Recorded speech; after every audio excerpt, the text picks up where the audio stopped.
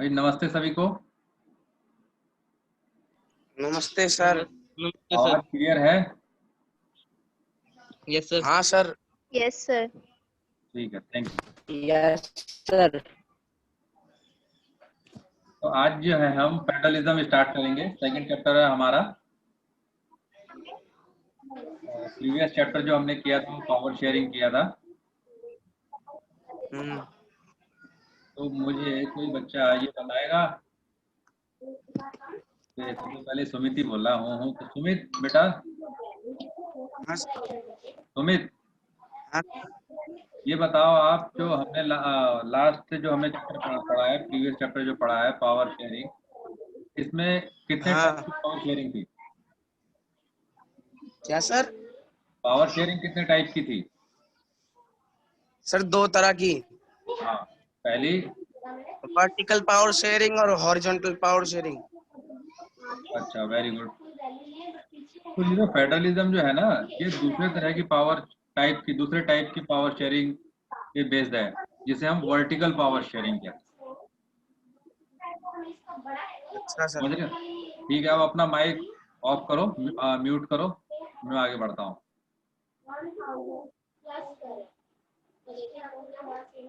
तो फेडरलिज्म जो है वो पावर शेयरिंग का ही एक तरीका है, जिसमें हम वर्टिकल पावर शेयर करते हैं, जो कि हमने लास्ट चैप्टर में पढ़ा था। और इसकी एक सेंटेंस में इसको बताया जाए तो ये एक ऐसा तरह का सिस्टम है, सिस्टम ऑफ गवर्नमेंट। ये सरकार का एक तरह का सिस्टम है in which the power is divided. जो पावर होती है वो डिवाइड की जाती है between and various constituent unit of the country, यानी कि किसी के भी बीच में हम इसको डिवाइड कर देंगे पावर को। ये जो कॉन्स्टिट्यूशन में जितनी भी यूनिट दी गई है उनके बीच, कंट्री विद इन कंट्री के बीच जितनी भी कॉन्स्टिट्यूएंट यूनिट है, यानी कि संवैधानिक संस्थाएं हैं, उनके बीच पावर को शेयर करने का जो सिस्टम होता है, बट वर्टिकली, उसे फेडरलिज्म कहते हैं।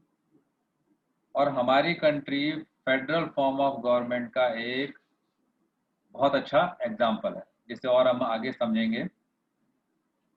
फेडरलिज्म का सबसे मोस्ट इम्पॉर्टेंट जो की फीचर होता है वो ये होता है कि 2 और मोर देन 2 लेवल पे गवर्नमेंट होनी चाहिए। अब बोलोगे सर 2 और 2 से ज़्यादा लेवल पे गवर्नमेंट कैसे? तो मैं अपने कंट्री का एग्जांपल देते हुए समझाऊंगा आपको कि सबसे टॉप पे जो गवर्नमेंट होती है उसे हम सेंट्रल गवर्नमेंट कहते हैं, केंद्रीय सरकार, जिसमें आजकल हमारे प्रधानमंत्री मोदी जी जो है वो उसका को लीड कर रहे हैं।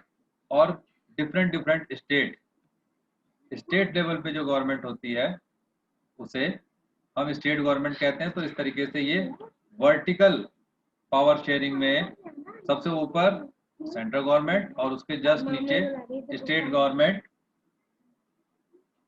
ये 2 लेवल पे गवर्नमेंट होती है। और डेमोक्रेसी में ये कहा जाता है कि जितना हो सके पावर को लोअर लेवल तक शेयर करना चाहिए।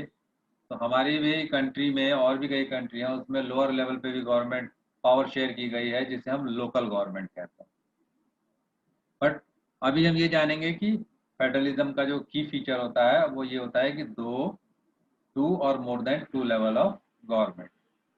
ईच टायर, यानी कि each level has its own jurisdiction. ये जो मैंने सर्कल बनाया है, यानी कि state government within the state ही अपना उसका जुरिस्डिक्शन रहता है, यानी कि पावर शेयरिंग रहता है। ये नहीं है कि हरियाणा की गवर्नमेंट है और जाके यूपी में अपनी चलाने लग जाए, अपने कानून चलाने लग जाए। नहीं, वो हरियाणा में ही अपना रूल रेगुलेशन चला सकती है।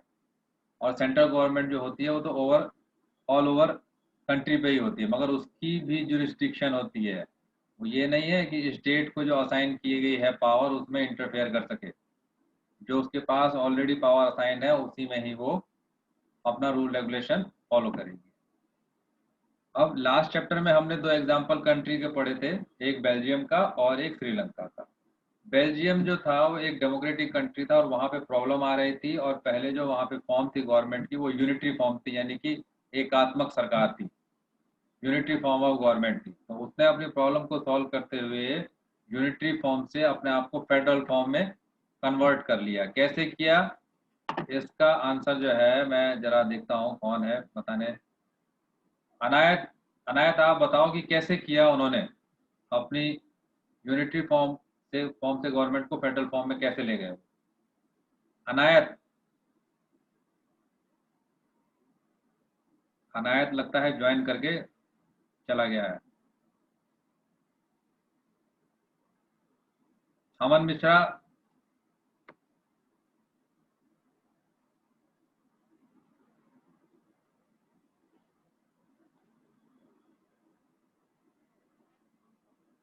अमन मिश्रा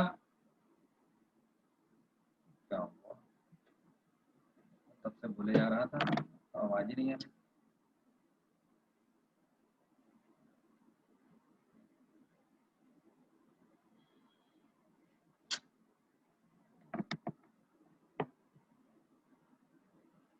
मेरी आवाज नहीं आ रही है? सर आ रही है आवाज। तो ये कहाँ है अमन मिश्रा? सर ये लोग जवाब नहीं दे रहे।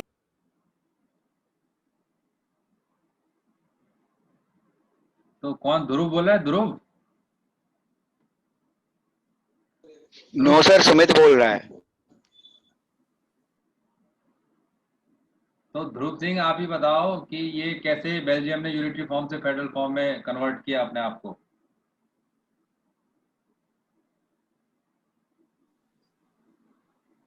सर कॉन्स्टिट्यूशन पे अमेंडमेंट करके। कॉन्स्टिट्यूशन में क्या अमेंडमेंट किए कि वो यूनिटरी फॉर्म से वो फेडरल फॉर्म में चले गए?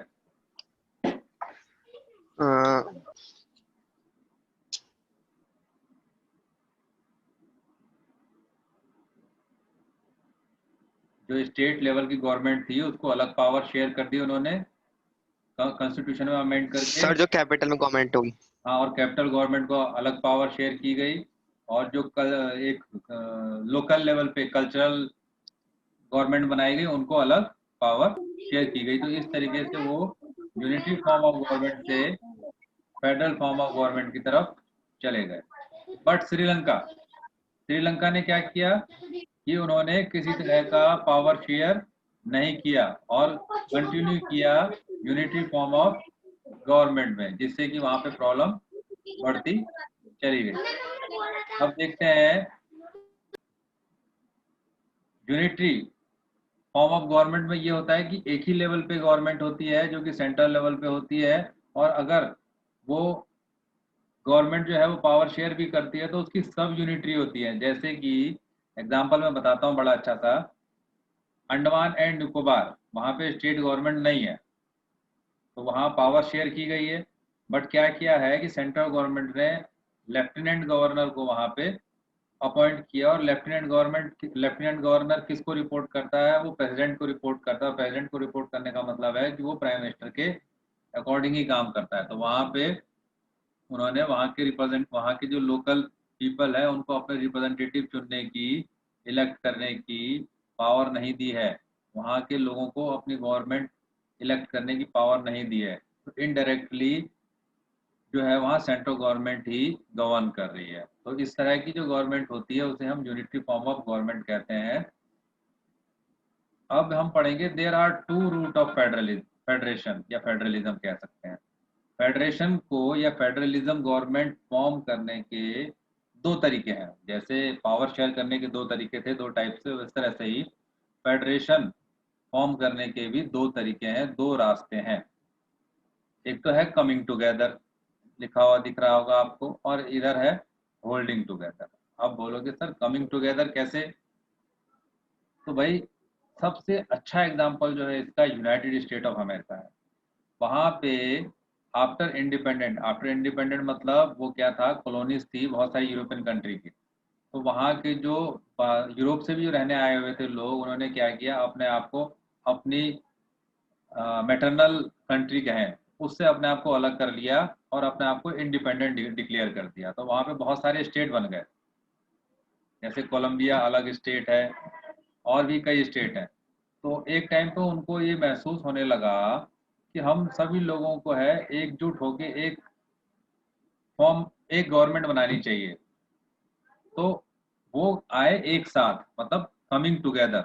वो अपने आप ही एक साथ आए, उनको किसी ने मजबूर नहीं किया कि आप आइए और हम आप पे कंट्रोल करेंगे। उन्होंने कहा कि नहीं, हम सब मिलके एक गवर्नमेंट बनाते हैं जो कि पूरे यूएसए पे, यूनाइटेड स्टेट ऑफ अमेरिका पे गवर्न करेगी।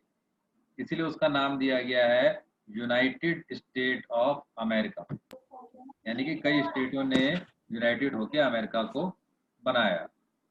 इसीलिए इस तरह के फेडरेशन को या फेडरल गवर्नमेंट को कमिंग टुगेदर फेडरेशन कहते हैं। इसमें सेंट्रल गवर्नमेंट और स्टेट गवर्नमेंट उनको एक जैसी इक्वल पावर होती है। ये नहीं होता है कि हमारी कंट्री की तरह कि सेंट्रल गवर्नमेंट का जब मन किया इमरजेंसी लगा दी और स्टेट गवर्नमेंट की पावर छीन ली। वहाँ पे सेंट्रल गवर्नमेंट के पास भी उतनी पावर होती है जितनी स्टेट गवर्नमेंट के पास होती है, इक्वल पावर होती है। और एक अच्छी बात बताऊं कि यूनाइटेड स्टेट ऑफ अमेरिका का कॉन्स्टिट्यूशन जो है वो बहुत छोटा और सिंपल कॉन्स्टिट्यूशन है। तो ये तो एक तरीका हुआ फेडरेशन को फॉर्म करने का। दूसरा तरीका है होल्डिंग टुगेदर, यानी कि लोगों को एक साथ होल्ड करना। अब हमारी कंट्री देखिए, इंडिया का एग्जांपल लूंगा मैं, ये एक बहुत अच्छा एग्जांपल है होल्डिंग टुगेदर फेडरेशन का। होल्डिंग टुगेदर फेडरेशन क्योंकि आफ्टर इंडिपेंडेंट हमारा इंडिया उन्होंने इंडिपेंडेंट कर दिया, मगर बहुत सारे स्टेट जो हैं वो हमारे इस इंडिया से बाहर भागना चाहते थे। जम्मू कश्मीर अलग जाना चाहता था, हैदराबाद अलग जाना चाहता था, इस तरह से कई और छोटे छोटे जो रियासतें थी वो अलग भागना चाहती थी। मगर सरदार वल्लभ भाई पटेल की कोशिशों की वजह से, डरा के, धमका के, प्यार से, लालच से उन्होंने इन स्टेट को होल्ड किया अपने साथ। इसीलिए इसका नाम कहते हैं होल्डिंग टुगेदर फेडरेशन। इसका एग्जाम्पल है इंडिया, स्पेन और बेल्जियम। यहाँ पे सेंट्रल गवर्नमेंट के पास ज़्यादा पावर होती है in comparison of state government. तो ये दो रास्ते होते हैं फेडरेशन के, फेडरल फॉर्म ऑफ गवर्नमेंट के। एक कमिंग टुगेदर फेडरेशन जिसका एग्जांपल है यूएसए, स्विट्जरलैंड, ऑस्ट्रेलिया, और एक होल्डिंग टुगेदर फेडरेशन जिसका सबसे अच्छा एग्जांपल है इंडिया, स्पेन और बेल्जियम, जिसके बारे में आपने पढ़ा। कमिंग टुगेदर फेडरेशन में सेंटर और स्टेट के पास इक्वल पावर होती है, और होल्डिंग टुगेदर फेडरेशन में सेंटर के पास ज़्यादा पावर और स्टेट के पास कम पावर होती है। अब हम पढ़ेंगे India as a federal country. तो इंडिया जो है वो कैसे फेडरल कंट्री है, या फेडरल कंट्री के रूप में इंडिया की फॉर्म में इंडिया। आपको पता है हमारा जो फॉर्म है फेडरेशन का वो होल्डिंग टुगेदर है। अब इसको होल्ड करने के लिए हमारे कॉन्स्टिट्यूशन के अकॉर्डिंग हमारी पूरी कंट्री चलती है, और इस कॉन्स्टिट्यूशन में डिक्लेयर किया गया है इंडिया को, इंडिया का नाम जो है डिक्लेयर किया गया है एज पर कॉन्स्टिट्यूशन, वो है यूनियन ऑफ स्टेट इंडिया, जिसे हम शॉर्ट फॉर्म में यूओआई कहते हैं, यूनियन ऑफ इंडिया। और जब सुप्रीम कोर्ट में या हाई कोर्ट में केस चलता है सेंट्रल गवर्नमेंट के और बाकी किसी अदर पार्टी के अगेंस्ट, तो उसमें यही आता है यूनियन ऑफ इंडिया अगेंस्ट इसके, या union of India versus such and such person, या union of India versus Haryana state. तो यूनियन ऑफ स्टेट यानी कि यूनियन ऑफ इंडिया, ये किस पे, कौन से प्रिंसिपल पे है? ये प्रिंसिपल ऑफ फेडरलिज्म पे बनाया गया है, और इसमें दो लेवल पे गवर्नमेंट थी आफ्टर इंडिपेंडेंट। और फेडरलिज्म गवर्नमेंट का जो की फीचर वो यही है कि टू और मोर देन टू लेवल पे गवर्नमेंट होनी चाहिए। तो हमारे यहाँ है, एक सेंट्रल गवर्नमेंट है और एक स्टेट गवर्नमेंट है।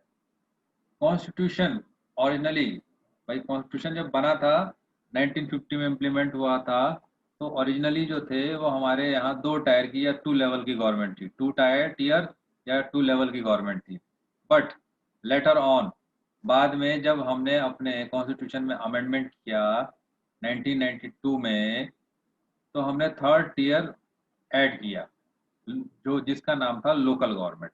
पहले हमारी कंट्री में सिर्फ यूनियन ऑफ इंडिया यानी कि सेंट्रल गवर्नमेंट हुआ करती थी और स्टेट गवर्नमेंट हुआ करती थी डिफरेंट डिफरेंट स्टेट की, और फिर हमने लास्ट में 3rd टीयर को ऐड किया, जिसका नाम हमने रूरल एरिया में पंचायत गवर्नमेंट दिया या पंचायती राज व्यवस्था दिया, और शहरी में म्यूनिसिपल गवर्नमेंट का उसको नाम दिया।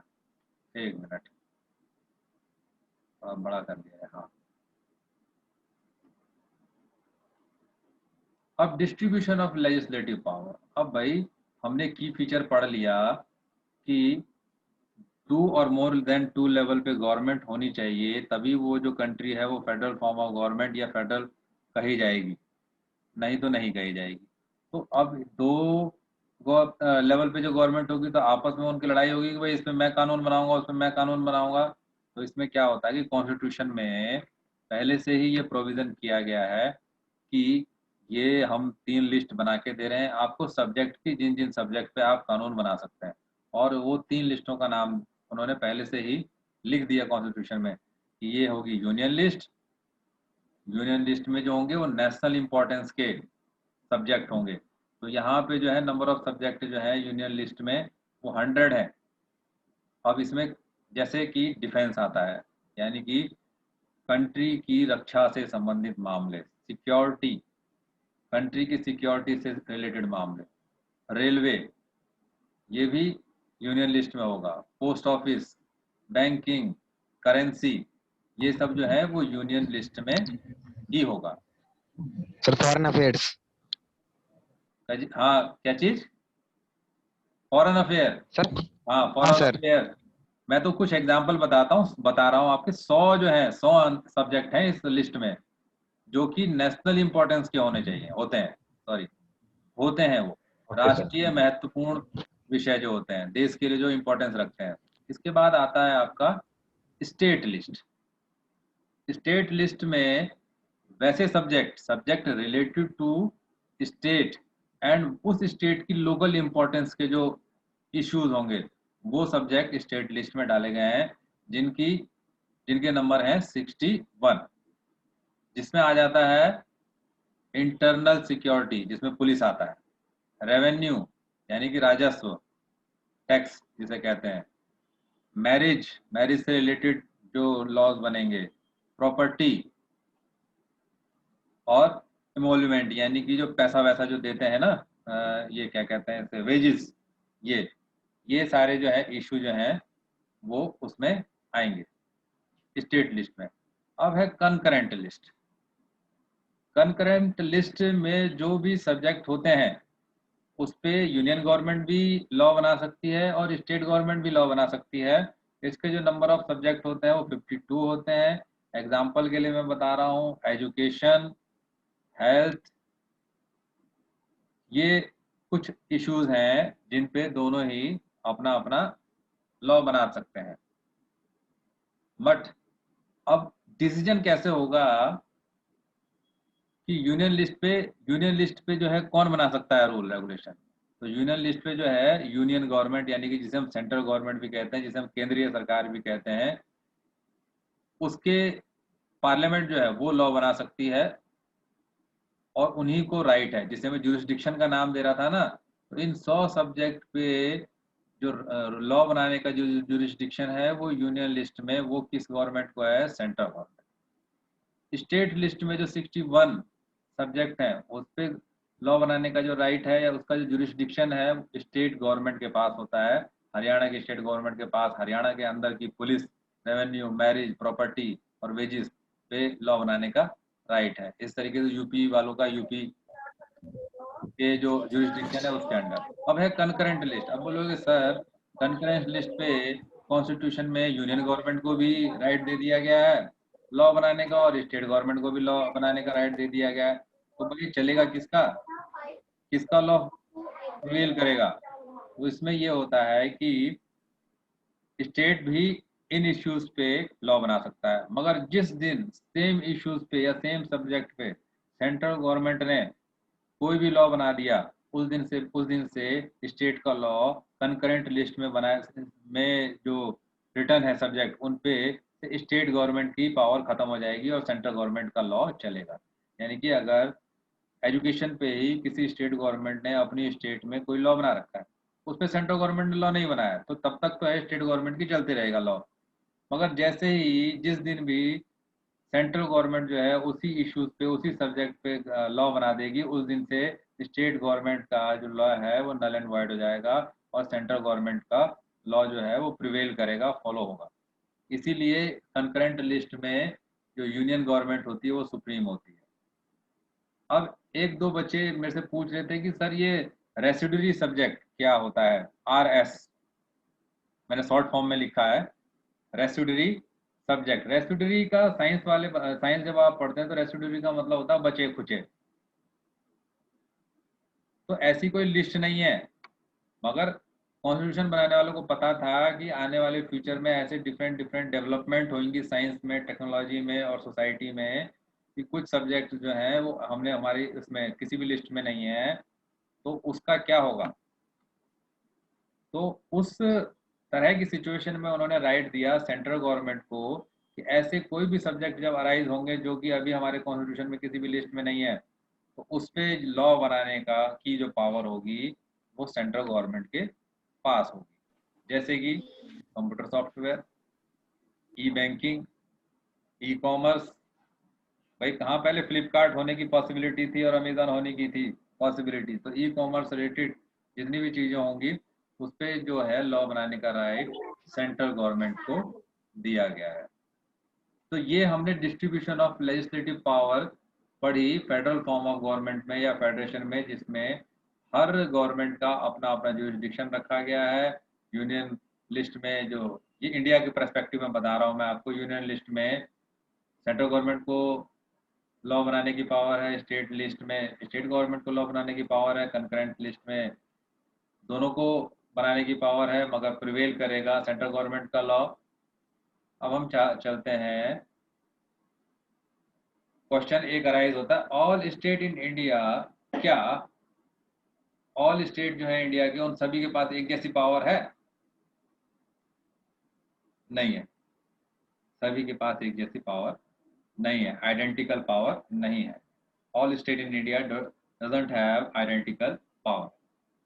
बोलोगे आप सर कैसे? तो इसका अभी अभी का एग्जांपल बताता हूँ, पिछले साल ही जो हुआ है कि नॉर्थ ईस्ट के कुछ स्टेट और एक ये हमारा जम्मू कश्मीर, यहाँ की जो स्टेट गवर्नमेंट थी उनके पास कुछ स्पेशल पावर थी और उनका स्टेटस भी स्पेशल था, जिसे कि लास्ट ईयर ही सेंट्रल गवर्नमेंट ने, जो कि 370 के अंडर मिला हुआ था, ये पावर जो मिली हुई थी इन स्टेट को आर्टिकल 370 के अंडर मिली हुई थी, इसको हटा लिया। इससे पहले स्पेशल स्टेट का स्टेटस था इनको, जम्मू कश्मीर को और कुछ नॉर्थ ईस्ट के स्टेट को। यूनियन टेरेटरी जो है, जैसे कि दिल्ली हुई, दिल्ली में बार बार ही आप सुनते होंगे कि केजरीवाल कहता है कि भाई एसडी जो है हमारी बात नहीं मानते हैं, लेफ्टिनेंट गवर्नमेंट हमारी बात नहीं मानते, हम चुनी हुई सरकार है तब भी हमारी बात नहीं मानते हैं। तो यूनियन टेरेटरी के पास उतनी पावर नहीं होती है जितनी पावर स्टेट गवर्नमेंट के पास होती है। तो इसलिए हम कह सकते हैं कि all state in India doesn't have identical power, do not have identical power. अब ये जो पावर शेयरिंग की जाती है, कि स्टेट गवर्नमेंट के पास इतनी पावर रहेगी, लोकल गवर्नमेंट के पास इतनी पावर। हाँ जी सर हाँ जी। सर जम्मू कश्मीर के पास स्पेशल स्टेटस कैसे था? आर्टिकल 370 के अंडर वहाँ पे जो है, जैसे बाकी स्टेट है ना, वहाँ पे 5 साल की होती है ये विधानसभा लेजिस्लेटिव असेंबली, वहाँ 6 साल की होती थी।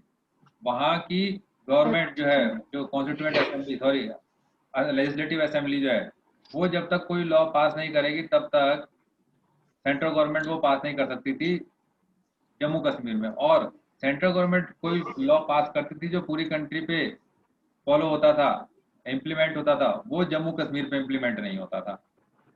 तो उसके पास स्पेशल स्टेटस था जो कि आर्टिकल 370 के अंडर था, जिसे कि क्वैश कर दिया लास्ट ईयर सेंट्रल गवर्नमेंट ने, और अब वो जो है वो यूनियन टेरेटरी में तब्दील हो गया है।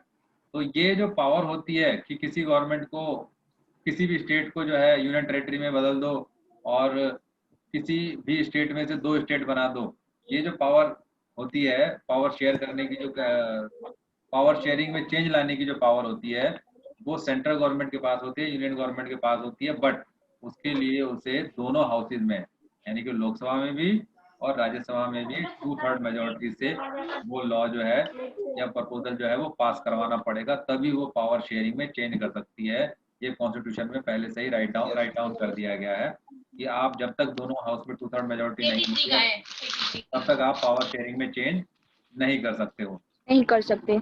हाँ जी सर मेरा एक क्वेश्चन था, सर अगर हम चाहते हैं कि हमें अगर अपने स्टेट को 2 स्टेट में बांटना है तो हाँ सर लेकिन हमारी तो गवर्नमेंट अभी है नहीं, तो फिर उसके लिए सर हम कहाँ करेंगे हम सर, क्योंकि इसके लिए पुलिस में भी रिपोर्ट तो लिखवा सकते हैं नहीं। नहीं नहीं बेटा, ये पुलिस का तो सब्जेक्ट ही नहीं है ना, पुलिस का तो अपना यस जुरिस्डिक्शन सर, है। फिर हम कहाँ पर इसके लिए जाएंगे? इसलिए तो आप जो है इस तरह की गवर्नमेंट वहाँ पे स्टेट गवर्नमेंट को इलेक्ट करवाओ जो चाहती हो कि ये 2 स्टेट में बढ़ जाए, फिर वो प्रपोजल बना के भेजेगी सेंट्रल गवर्नमेंट को। सेंट्रल गवर्नमेंट जो है वो राज्यसभा और लोकसभा में दोनों में ही 2/3 मेजोरिटी से इस प्रपोजल को पास करवाएगी। तब जाके आपकी दो जो है गवर्नमेंट स्टेट जो है 2 स्टेट में बाइफरगेट हो पाएगा। Okay sir. सर जैसे कि उत्तराखंड है ना, जैसे यूपी था, तो यूपी के अंदर पहले उत्तराखंड भी था। तो यूपी गवर्नमेंट ने जो उस समय थी उसने प्रपोजल पास करके भेजा कि भाई यहाँ पे 2 स्टेट बनाए जा सकते हैं। तो फिर क्या किया सेंट्रल गवर्नमेंट में अटल बिहारी वाजपेयी की गवर्नमेंट थी, उन्होंने इस प्रपोजल को 2/3 मेजोरिटी से लोकसभा में भी पास कराया, राज्यसभा में भी पास कराया और राष्ट्रपति के पास भेज दिया। यानी कि पार्लियामेंट से पास होना, तीनों कंक्लूजन में कहा जाए तो पार्लियामेंट से पास करा दिया, तो उसके बाद वो स्टेट इफेक्टेड हो गए। अब है हाउ सर इज, हाँ जी सर आपने यूनाइटेड टेरिटरी और स्टेट्स के पावर का कंपैरिजन बताया। हाँ जी। सर तो फिर सर जैसे दिल्ली यूनियन टेरिटरी है सर, तो दिल्ली में कम पावर्स हैं जैसे और अब स्टेट्स दिल्ली के में कम मुताबिक है। पावर है, दिल्ली में दिल्ली गवर्नमेंट के पास पुलिस नहीं है। और जबकि आपने भी पढ़ा कि स्टेट लिस्ट में स्टेट के पास पुलिस की पावर होती है, यस पढ़ा सर। ना भी। Yes sir. हाँ, तो दिल्ली में जैसे जमीन, लैंड एंड जो से सिक्योरिटी है वो दिल्ली गवर्नमेंट के पास है ही नहीं। सर वैसे दिल्ली है क्या यूटी या फिर स्टेट यूटी है? है बेटा, यूनियन टेरिटरी है। सर लेकिन यूटी में तो पुलिस होती ही नहीं पावर में। कहाँ पे? सर जैसे अंडमान निकोबार है वो भी तो यूटी है, वहां पर भी पुलिस नहीं है उनकी पावर में। बेटा वहाँ तो इलेक्टेड गवर्नमेंट ही नहीं है ना, वहाँ तो एलजी के अकॉर्डिंग गवर्नमेंट चलती है ना। हाँ तो सर यहाँ पर इलेक्टेड इलेक्टेड है तो ये स्पेशल केस हुआ। इलेक्टेड कहाँ पे, दिल्ली में? Yes sir. हाँ, दिल्ली में इलेक्टेड गवर्नमेंट तो है, बट उस गवर्नमेंट के पास पुलिस और लैंड नहीं है। बाकी तो 4 चीजें हैं, मगर पुलिस और तो सर दिल्ली पुलिस को, सर तो दिल्ली पुलिस किसके अंडर आती है? लेफ्टिनेंट गवर्नमेंट के अंडर में आती है। गृह मंत्रालय। लेफ्टिनेंट गवर्नमेंट जो है वो होम मिनिस्ट्री के अंडर में जो है वो उसको रिपोर्ट करता है, होम मिनिस्ट्री को। हाँ Amit home Shah. Ministry. Yes sir. आगे बढ़े ओके सर। या रुके? Yes sir. Home ministry. किसके पीछे से आवाज आ रही है? चलो, how is federalism practised in India? अब फेडरलिज्म जो है, जो कि डेमोक्रेसी में पावर शेयरिंग के लिए यूज किया जाता है, फेडरेशन तभी बनता है जब पावर शेयर होती है। और डेमोक्रेसी का एक ही फीचर है फेडरलिज्म, जब 2 और 2 से ज्यादा 2 और मोर देन 2 लेवल पे टायर पे गवर्नमेंट होनी चाहिए, तभी फेडरलिज्म वो कहलाएगा। तो how is federalism practice in India? क्योंकि हम इंडिया में रहते हैं तो सबसे ज्यादा हम इंडिया की ही बात करेंगे और सबसे ज्यादा जानना भी हमें इंडिया में ही चाहिए। अब आफ्टर द इंडिपेंडेंट, भाई अंग्रेज तो हमें आज़ाद करके चले गए कि भाई ये यूनियन ऑफ इंडिया है, अब तुम संभालो। और बाकी जो छोटी मोटी वो रियासतें थी, प्रोविंसेस थे, उनको ये पावर दे दी कि आप इंडिया के साथ रहना चाहते हो इंडिया के साथ रहो, आप पाकिस्तान के साथ रहना चाहते हो पाकिस्तान के साथ रहो, और अगर आप इंडिपेंडेंट होना चाहते हो तो इंडिपेंडेंट भी हो जाओ। और जम्मू कश्मीर की जो प्रॉब्लम है इसीलिए क्रिएट हुई थी कि जम्मू कश्मीर के जो राजा जो थे हरि सिंह, वो चाहते थे कि हम अलग इंडिपेंडेंट हो जाए, एक अलग वो कंट्री बना लें। मगर जब पाकिस्तान ने वहां से उस पर हमला कर दिया, कबीलाइयों ने भेजा उन्होंने, तो फिर वो डर के मारे उन्होंने बोला कि हमें इंडिया में ही ले लो। और वो प्रॉब्लम आज तक वो क्रिएटेड रह ही गई। तो जब इंडिया इंडिपेंडेंट हो रहा था तो वो एक यूनियन ऑफ इंडिया था और उसमें कई स्टेट शामिल हो रही थी, क्योंकि हम होल्डिंग टुगेदर वाले फेडरेशन है। तो यहाँ पे इंडिया के अंदर जो स्टेट्स जो बने, आज आप जो देख रहे हैं स्टेट्स, वो कैसे बने होंगे? तो सबसे पहले जो है ये लिंग्विस्टिक स्टेट बने, यानी कि भाषा के आधार पे स्टेट। अच्छा, टाइम खत्म हो रहा है, 3:03 रह गए हैं, तो दोबारा से हम इसे कर लेंगे स्टार्ट, या इसे फिर आगे कंटिन्यू करूं किसी और दिन, कल या परसों कंटिन्यू करते हैं?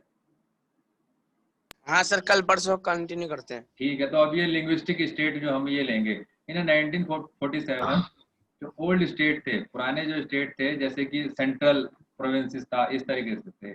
जो आज उत्तर प्रदेश है ना, वो सेंट्रल प्रोविंसेस पहले सेंट्रल प्रोविंसेस के नाम से हुआ करता था। और बंगाल के अंदर बिहार और उड़ीसा के भी बहुत सारे पार्ट हुए करते थे। नॉर्थ ईस्ट भी जो है कुछ हिस्सा बंगाल में ही था।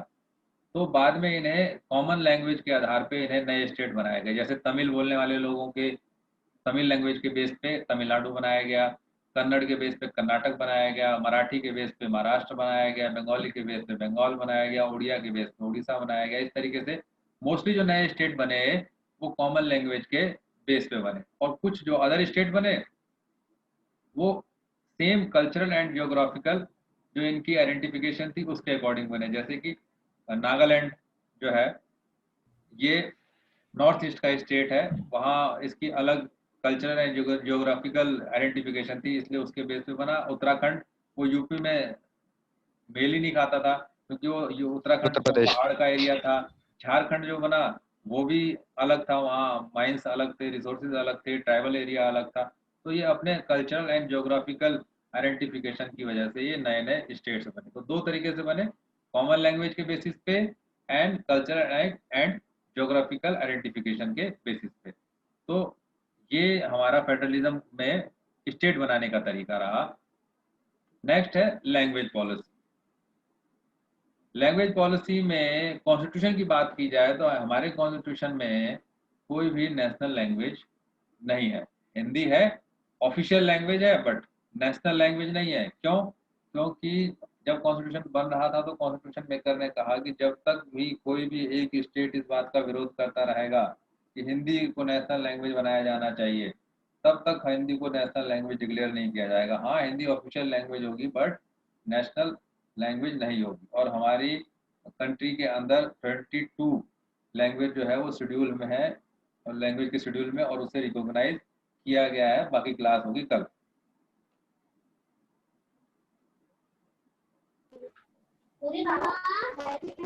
Okay sir. Okay sir.